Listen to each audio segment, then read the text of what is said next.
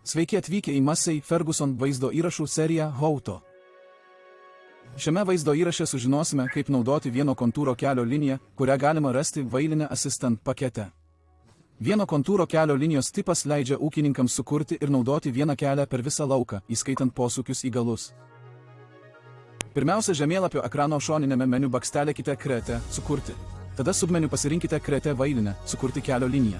Tada bakstelėkite Single Contour – vienas kontūras, kad pradėtumėte kurti kelio liniją. Pradėkite paliesdami Record įrašyti pradinėje padėtyje. Pradėkite važiuoti ir kelias bus automatiškai įrašytas.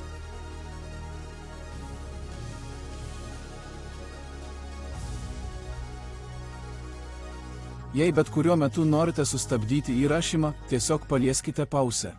Jei norite ištiesinti vieno kontūro kelio linijos dalį, galite naudoti mygtuką Tiesi linija.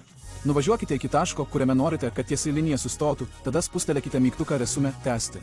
Kelias vėl taps raudonas, o linija bus ištiesinta. Įveikę visą kelią, sustabdykite įrašymą bakstelėdami Stop ir pavadinkite kelio liniją. Vieno kontūro kelio linija bus rodoma su žaliu trikampiu, žyminčiu pradžios tašką, ir raudonu trikampiu, žyminčiu sustojimo tašką. Štai kaip sukursite vieno kontūro kelio liniją, naudodami parinkti Vailine Assistant kelio linijos asistentas.